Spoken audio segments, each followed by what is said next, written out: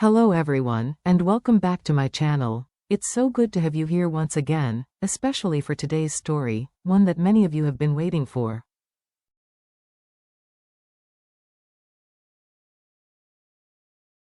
This is the next chapter in the heartfelt journey of Diep and James. A love that began in hardship, survived betrayal, and finally found peace in a humble home built by hand and hope.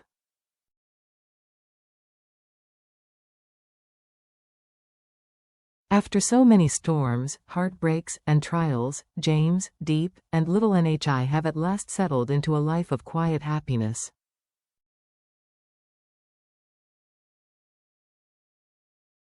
Their small home, tucked away in the countryside, surrounded by green fields and fruit trees, has become the symbol of everything they once dreamed of but never thought they could have.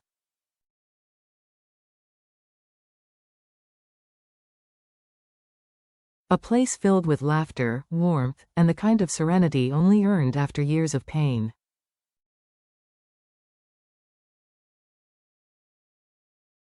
Every morning begins the same way. Nhi's laughter rings across the small courtyard, bright and clear like wind chimes.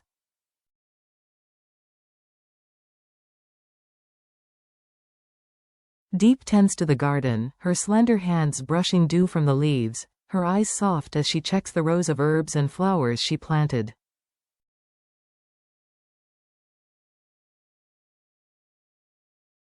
James, meanwhile, has taken on a new rhythm of life. After years of corporate pressure, endless meetings, numbers, and expectations, he finally walked away from the shadow of his powerful father to build something of his own.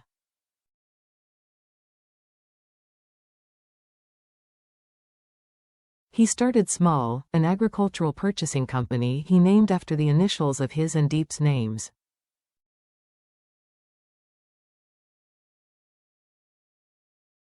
For James, it isn't just a business, it's a promise that love, trust, and perseverance can rebuild even what ambition once destroyed.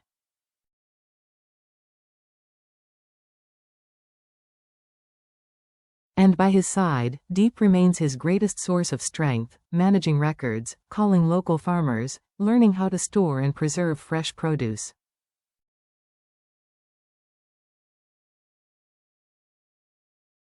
Her quiet determination complements James's vision perfectly, and in their midst, little Nhi, the child who came into their lives like sunlight after rain, continues to be the heart of their home, the laughter that fills every empty corner.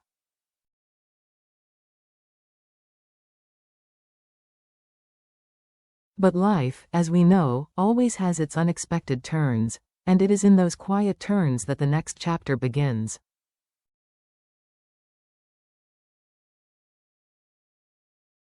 That afternoon, the sunlight softened over the countryside. Golden rays filtered through the bamboo trees, painting the cracked yellow fields in shades of honey and dust.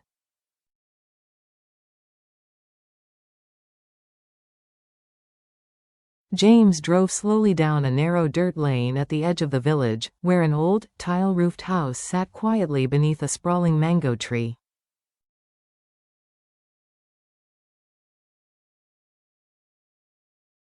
The peaceful sound of chickens, the distant barking of dogs, and the rhythmic hum of cicadas filled the air.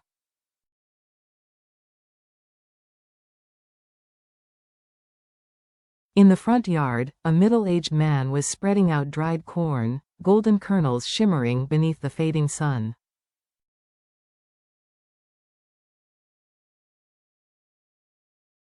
The gentle scrape of the sacks against the cement ground was like the humble rhythm of a harvest song.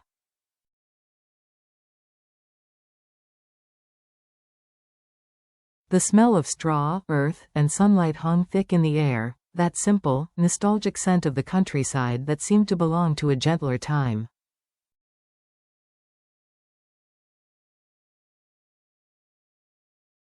James smiled as he stepped closer.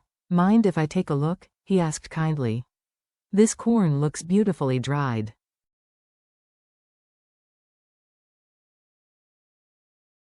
The man wiped the sweat from his brow. "Yes, I've been at it 3 days straight," he said proudly.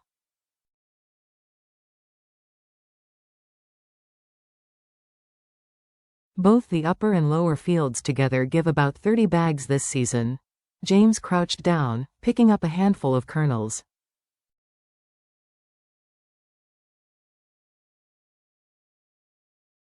They were crisp, plump, and golden, perfectly dried, beautiful corn, he said. You've done excellent work.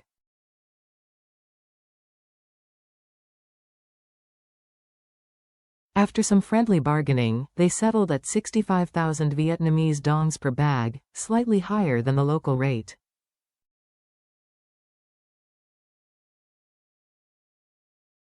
The man hesitated. At that price, you might lose money. James smiled. That's all right.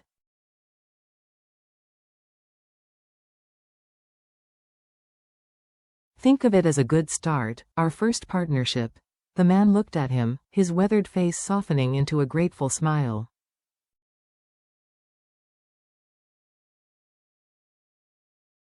Thank you. Not many buyers are this fair anymore. For a brief moment, they stood in silence, two men connected not by profit but by respect.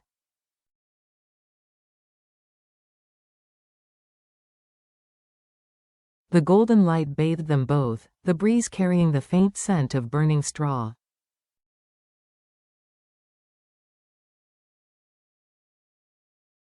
And in that quiet yard, under the fading sun, James felt something stir deep inside, a quiet pride, the kind that comes only when a man begins anew with his own hands.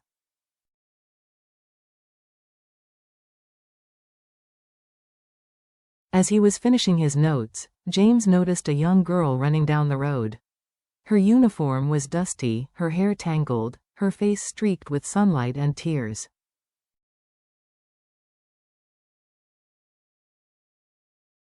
The man beside him immediately dropped his sack of corn. "Where have you been, sweetheart?" he called, his voice trembling.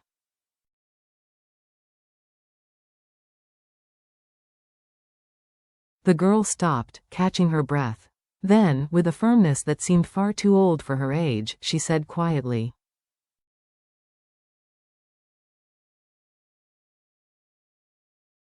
"I'm going back to live with my real parents. I'm not staying here anymore." The world seemed to pause.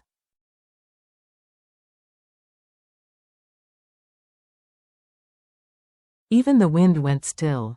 The man stared at her, stunned, unable to move. "I've raised you all these years," he said hoarsely.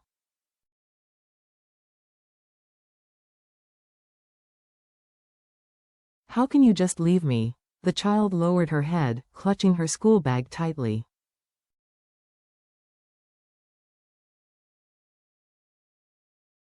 Her voice was steady, but her hands trembled. "You raised me, but you're not my real father."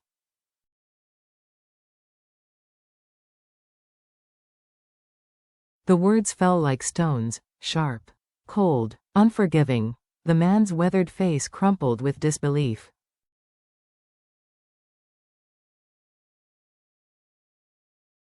He tried to speak, but only managed a broken whisper. "I just worry no one will love you like I do."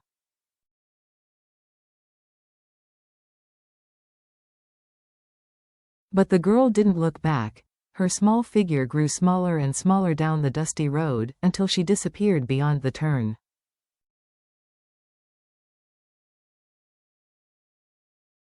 James stood in silence, his chest heavy. In that moment, he wasn't just watching a stranger's heartbreak, he was remembering his own.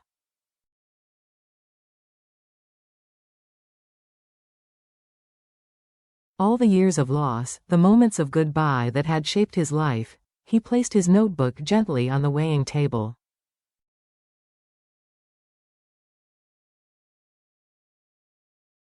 "Are you all right?" he asked softly. The man forced a faint smile, his eyes clouded with sorrow.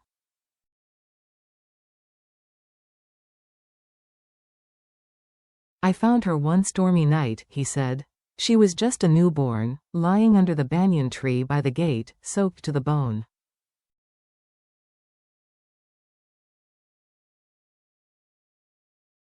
I fed her, dressed her, watched her grow. And now her real parents came, and she's gone."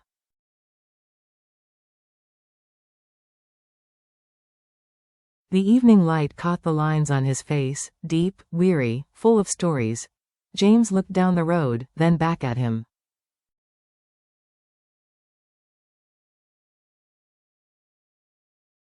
Love doesn't need blood, he said gently.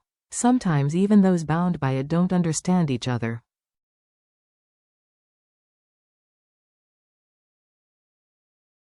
But if you've ever loved truly, that love will always find its way back. Maybe not today.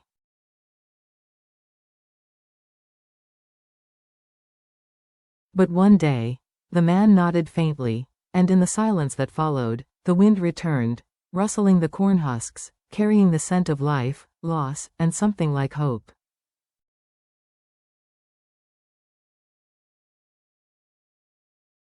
Later that afternoon, James's small truck rolled into his own yard, loaded with fencing wire, concrete posts, and bags of cement.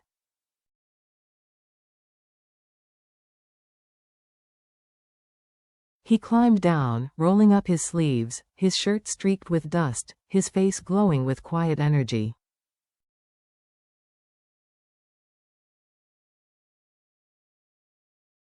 Diep, he called, his voice bright. Let's fence the garden today. One side for the vegetables, one for the chicken coop, and maybe even a corner for me to relax.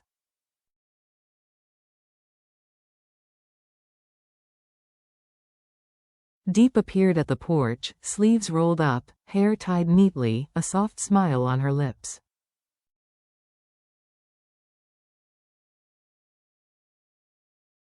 You're really planning ahead, she teased. Just make sure the chickens don't dig everything up again.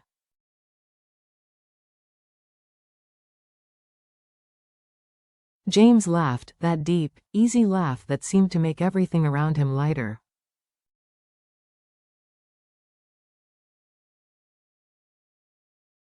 Together, they began to work. The metallic ring of the shovel, the scrape of wire, the rhythmic thud of posts sinking into the earth, all became the music of their life together.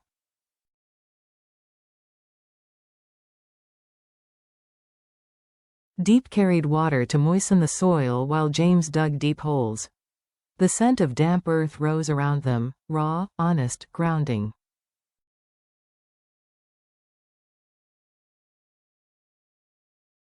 Every now and then, he handed her a towel. Let me handle the hard work, he said softly.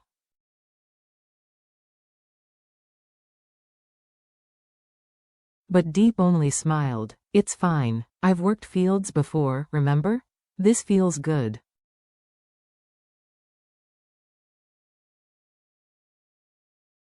She opened a small packet of seeds, cabbage, tomato, lettuce, each tiny, fragile seed falling into the earth like a wish whispered to the future.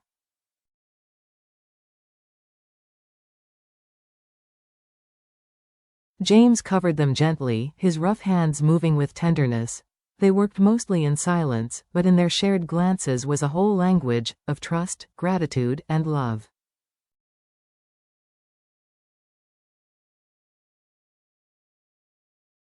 By sunset, the fence stood tall and silver, glinting in the light. James stepped back, admiring their work.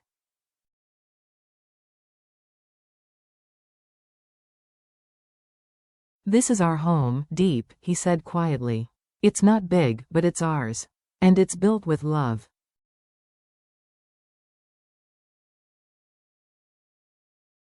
Diep looked up at him, eyes shimmering like the fading sun. She didn't speak, she didn't need to.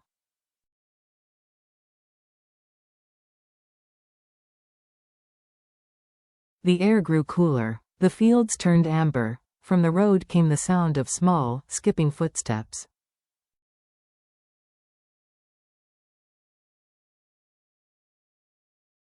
Miss Diep, Uncle James, I'm home. Little Nhi came running, her pink backpack bouncing, her hair undone from the day's play.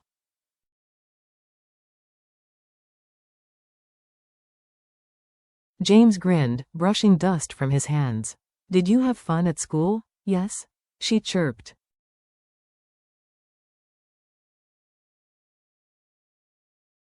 My teacher taught me a new song.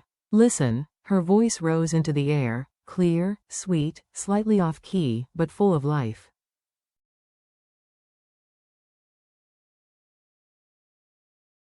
James laughed, ruffling her hair. Diep smiled from the porch, her heart full. Soon, NHI insisted on helping sweep the porch.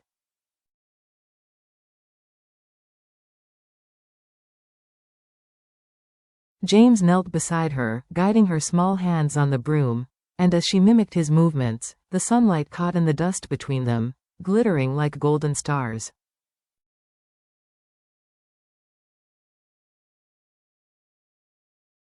Diep watched them quietly, her eyes soft. In that moment, she thought, this is it.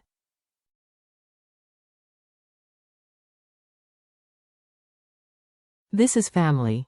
Not bound by blood, but by the simple, unwavering warmth of love. When the fence was finally done, James tightened the last wire.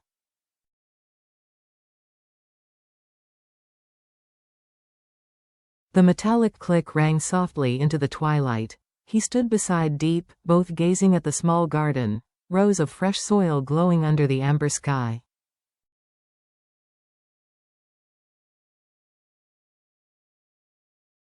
Soon, we'll plant the tomatoes, Diep said, her voice gentle. James smiled.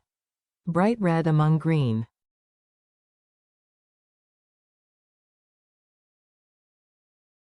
Like happiness among hard days, little NHI clapped her hands. Tomorrow, we get chickens.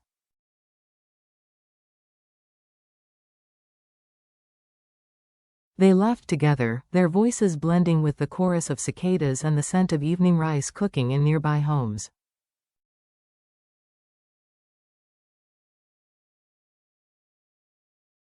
The day ended not with grand words or gestures, but with peace. A peace they had earned, one seed, one post, one shared smile at a time.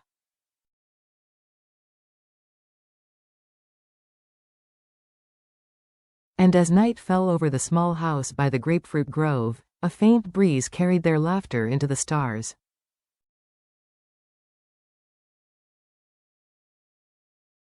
Some people sow seeds in the soil, waiting for them to grow into harvest. But people like James, Diep, and little NHI, they sow seeds of love.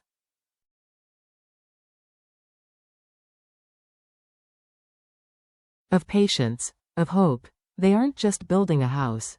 They're building a home, one born of shared hardship, forgiveness, and quiet faith.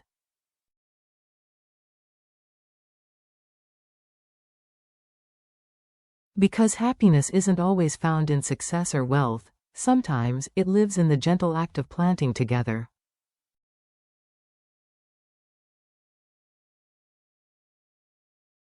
Or in the sound of a child's laughter echoing through a sunset garden. Thank you for watching this chapter of Lie Too Diep and James.